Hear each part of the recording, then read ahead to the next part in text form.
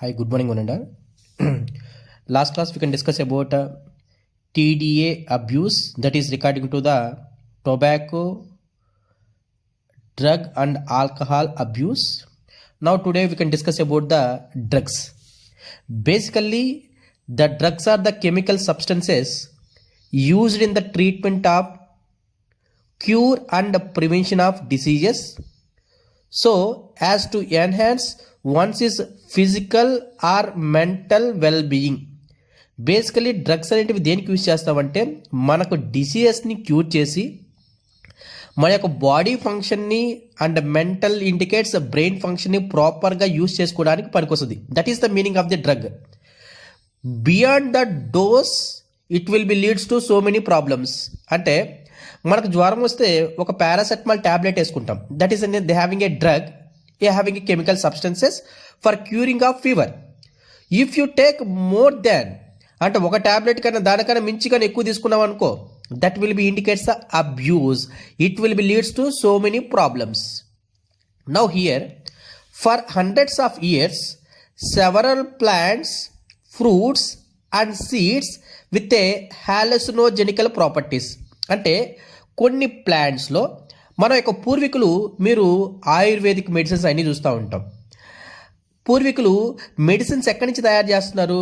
ఆ యొక్క మొక్కల్లో ఉండే లీవ్స్ నుంచి కానీ, లేదా ఫ్రూట్స్ నుంచి కానీ, లేదా బార్క్స్ నుంచి కానీ, వాటి నుంచి వచ్చే రసాయనాలు, that will be indicates resins కానీ, వాటి నుంచి మనకు మెడిసిన్ అనేది తయారు చేస్తారు. That medicine having a hallucinogenical properties.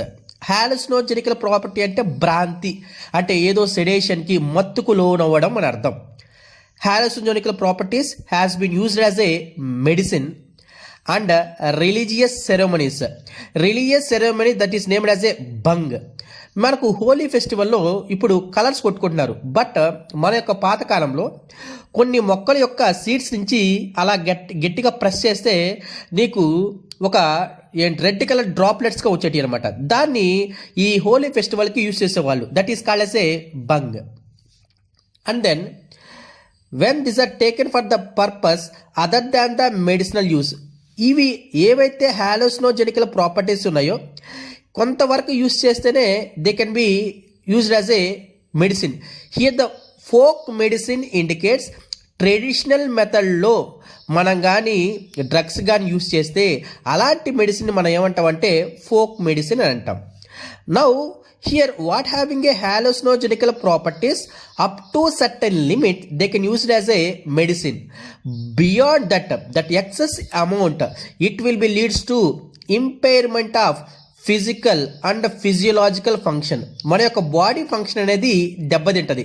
Now that use is called as a drug abuse. Now, the drugs commonly abused are, which drugs we can use abused? That is opioids, cannabinoids and coca alkaloids. ఇవన్నీ మనకు ఈ పేర్లు వినుండం, కానీ మీరు ఎప్పుడన్నా సరే ఈ drugs sports మ్యాన్లో రే వీడు డ్రగ్స్తో పట్టుబడ్డాడు అని మీరు వినుంటారు. The same thing here. That's why this hallucinogenical properties drugs are uptaked from where? opioids, cannabinoids and coca alkaloids. Most of these drugs is obtained from the flowering plants and some are obtained from the certain fungi. Now the statement, see here, opioids, these are the drugs obtained from the opium poppy plant. The scientific name of the opium poppy plant is called as a Papaver somniferum. That's why opioid drug is obtained from which plant? Papaver somniferum. That is commonly called as a vernacular name. Local names ని మనం ఏమంటామంటే vernacular names అని అంటాము. That is called as a నల్ల మందు మొక్క. Here this opioids having a receptors, అంటే ఏ drug కానీ ఇంకేదన్నా సరే మన బాడీలో ఒక సబ్స్టెన్సెస్ని లోపలికి రావాలి అంటే we having a certain receptors. That receptors can take the substances. That's the same thing. This opioids is binds to specific opioid receptors. Where this opioid receptors is present? This opioid receptors present in our the central nervous system. CNS indicates central nervous system. and also this receptors is also present in the gastrointestinal tract. It indicates alimentary canal. Here, what are the opioid drugs are available? Some of them are morphine and also they having a heroin. మీకు morphine అంటే compulsory సింపుల్గా చెప్పాలంటే గసగసాలు. మీరు గసగసాలు అంటే ఇప్పుడు మనం యూజ్ చేయట్లేదు, కానీ బేసికల్గా మన పాతకాల వంటకాల్లో చికెన్లో ఈ గసగసాలు కలిపేవాళ్ళు. గసగసాలు కలిపినందువల్ల చాలా టేస్ట్గా ఉండేది. At the same time see here, this morphine is extracted from, keep in mind it is very important, extracted from dried latex of unripened seed capsule of poppy plant. Seed capsule, now this one is the seed capsule. Unripened seed capsule is the green color. In this they having a seeds is present. That's why unripened pod of poppy plant they having a seeds. It occurs as a colorless crystal or white crystalline powder. Basically mostly we can see it as a white crystalline powder. Mode of abuse, generally it can taken as a orally or by injection. Orally indicates through mouth. What are the effect? It is very effective sedative and painkiller. Sedative indicates మత్తు కలిగించడం, pain killer indicates pain తగ్గించడం. It is very useful in the patients who have undergo surgery. ఎవరికైతే surgery చేస్తారో వాళ్ళకి morphine అనేది injection రూపంలో ఇస్తారు. ఎప్పుడైతే ఇంజెక్షన్ రూపంలో ఇస్తారో దే కెన్ అండర్గో సెడేషన్, అంటే మత్తు వస్తుంది. ఎప్పుడైతే మత్తు వస్తుందో ఆటోమేటిక్గా ఆ టైంలో సర్జరీ అనేది చేస్తారు.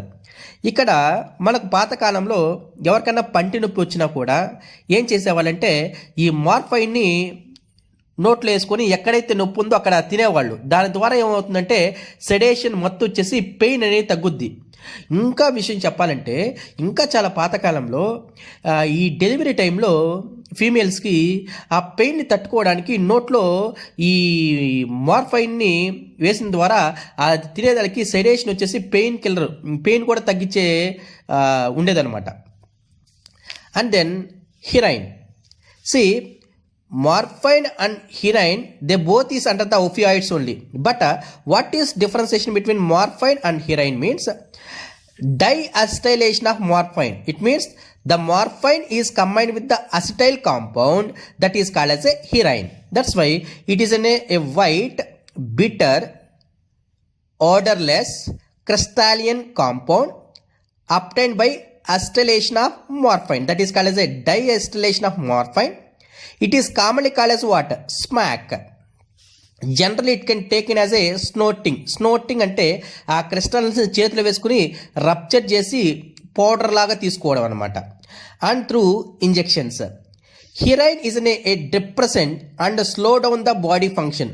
మీరు ఎప్పుడైనా సరే ఈ క్లబ్లో కానీ ఎవరో డ్రగ్స్లో పట్టుబడ్డాడు అని చెప్పేసి అంటే ఈ క్లబ్లో ఏం చేస్తారంటే దాన్ని పౌడర్ రూపంలో తీసుకొని అది పీల్చుకోవడం కానీ లేదా ఇంజెక్షన్ ద్వారా కానీ తీసుకొని ఉంటే ఏదో మత్తుగా ఉన్నట్టు, ఏదో గాల్లో తేలుతున్నట్టు అపీరియన్స్ అనిపిస్తుంది అనమాట. నెక్స్ట్ ఒక విషయం గుర్తుపెట్టుకోవాలి, ఇవన్నీ ఎప్పుడైతే తీసుకుంటారో ఖచ్చితంగా వాళ్ళకి చాలా సైడ్ ఎఫెక్ట్స్ ఉంటాయి.